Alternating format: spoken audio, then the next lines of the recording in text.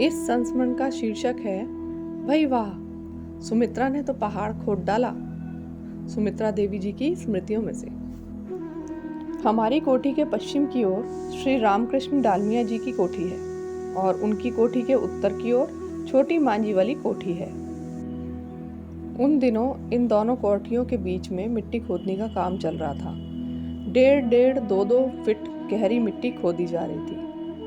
इस भूमि से ब्रह्मचारी गण अपने बलिष्ठ हाथों से भारी भारी फावड़े चलाते हुए मिट्टी के भारी भारी ढेले पलट रहे थे। लड़कियां भी मिट्टी खोदती थी, पर ये फावड़े उनके लिए अधिक भारी पड़ते थे।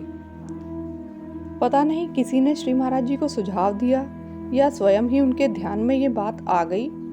एक दिन हम लड़कियों के लिए छोटी छोटी हल्की हल्की फावड़ियां बनकर आ गईं। प्रत्येक लड़की को एक फावड़ी पर उसका नाम खुदवा कर दे दिया गया। एक फावड़ी मुझे भी मिली और मेरी छोटी बहन सुविद्या को भी मिली। हमारी फावड़ियों पर हमारे नाम खुदे हुए थे। हम कन्याएं अपनी नई नई फावड़ियों को पाकर दुगने उत्साह से मिट्टी खोदने लगी। हमारे मन में यह स्पर्धा चल रही थी कि हम भी ब्रह्मचारियों के बराबर मिट्टी खोद डालें। पर कहाँ ब्रह्मचारी, कहाँ हम लड़कियां। फिर भी हम कन्याएं हार नहीं मान रही थीं।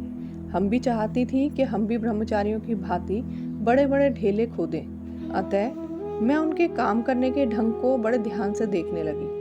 वे पहले अपने फावड़े से एक जगह रेखा चिन्हित कर लेते थे तथा फिर रेखा पर फावड़े के प्रहार करते हुए बड़े बड़े ढेले गिरा लेते थे। अब मैंने भी यही उपाय किया। परिणाम यह हुआ कि मैंने भी एक अपेक्षाकृत बड़ा ढेला खोद लिया। श्री महाराज जी शायद मेरे इस कार्यकलाप को देख रहे थे। जैसे ही मैंने अपना ढेला लुढ़काया, उन्होंने मेरा उत्साह बढ़ाते हुए कहा, भाई वाह सुमित्रा, सुमित्रा ने तो पहाड़ खोद डाला। स्वाभाविक ही था कि मेरा उत्साह तथा मेरे साथ अन्य कन्याओं का भी उत्साह बढ़ गया था और हम लोग और भी अधिक स्फूर्ति से काम करने लगे। इस प्रकार श्री महाराज जी हम लोगों का उत्साह बढ़ाया करते थे। धन्यवाद।